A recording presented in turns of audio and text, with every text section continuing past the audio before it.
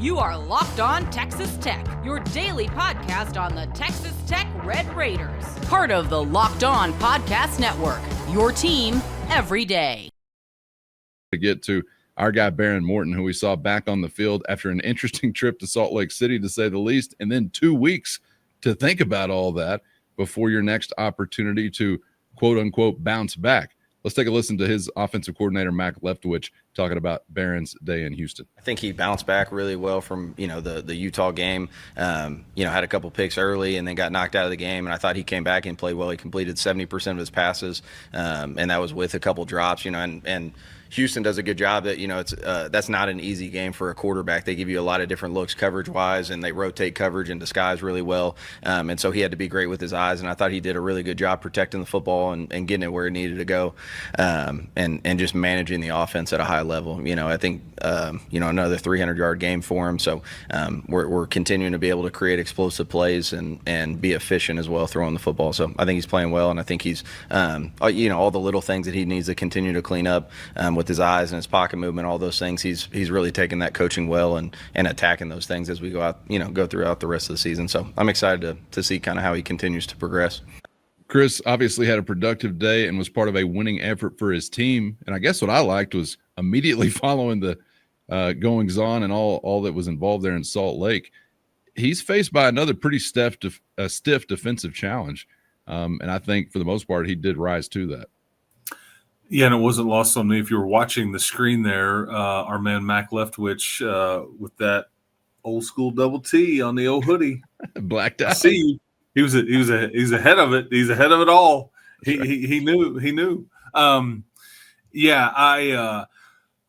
think Houston will prove to be one of the more difficult defenses you play against all season, just because it's not just talent, but I think they're well coached, and the scheme is just kind of like we had talked about, just kind of a grind to play against. And I think that the no turnover part of it is the biggest thing, because sometimes quarterbacks can get frustrated and try to force it and do some different things.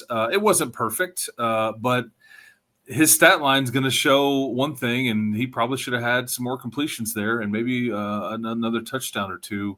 But, again, his receivers have helped him on some days too, when maybe he doesn't throw it exactly where he wants to, and all those things. It's just how the sport works. But I think that's what you needed, though, is a good positive performance from your quarterback, just to kind of, I don't want to say like kill that storyline. And there's going to be some people that just they haven't believed in Behren. They don't believe in Behren. And now that they saw Will Hammond, they're ready for that button to be pushed. What are we doing? It's going to cost you all those things. There's nothing you can do about that. It just comes with the position of playing quarterback, especially here, because we always want to see the next guy, and the next guy's the next great thing and all those things. But I'll maintain you'll need both guys. But I thought it was a pretty good performance, considering the setting, coming off the bye week, the scheme that you're playing against. Because that was, I think, coming into the game. First, today's episode brought to you by Prize Picks, the daily fantasy app where making the right call can actually pay off. We all make decisions every day, but on Prize Picks, being right means cashing in. And with football back, Prize Picks is the simplest and fastest way to get in on the action. Just pick more or less on 2 to 6 player projections, and you can turn your takes into real prizes, all in less than 60 seconds. You're going to love how easy and simple it is to use. And of course, Prize Picks puts their members first, so all withdrawals are fast, safe, and secure. Download the Prize Picks app today and use our code LOCKEDONCollege to get $50 in lineups after you play your first $5 lineup. That's code LOCKEDONCollege to get $50 in lineups after your first $5 play. With Prize Picks, run your game. Last week, I want to say that they were like 18th in the country in like total defense, and they were getting a lot of praise for how much they had not missed a beat from last year, replacing their coach and some key pieces, and had very ably done so. And you put up, close to 600 yards of offense against those guys?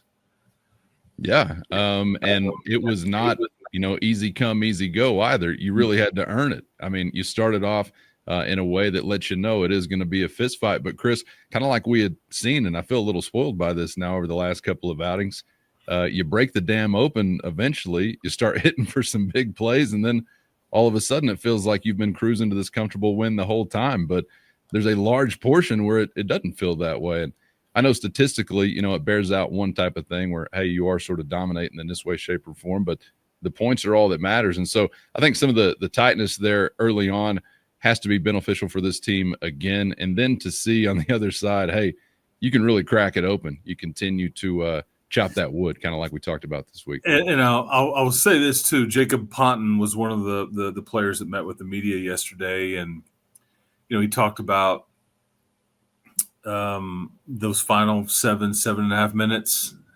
He just I would say maybe more than most, like listening or watching this right here, thoroughly enjoyed that aspect of the game. Huffing and puffing for about 30 seconds at a time, but we know what's coming, and the train's coming down the tracks. And I mean, you better move or you're getting runned over. And I think that they thoroughly enjoyed that. That may be the for someone like Ponton or some of those guys up front, that may have been the most fun that they had all night. What was at the very end in that drive when you're dog tired, but you're just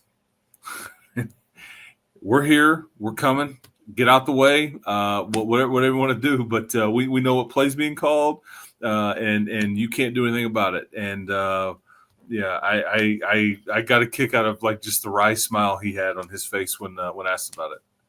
I mean, that's the way you dream of finishing a football game. I think, yes, especially on the road, because you feel like you are you're breaking their will in a sort of way that kind of only football, I guess, provides in the fourth quarter if you've done the right things leading up to that. I'm glad you touched on that because I do actually want to, on an upcoming episode, get to something else from Mac Leftwich that I thought actually was probably the best thing I've heard this week, maybe this year, Chris. I'll get to that coming up before the week is done. But before we get out of here today, let's turn to the other side and take a look at what Tech defensively is going to have on their hands as far as this dynamic wild card kind of QB as you described him yesterday.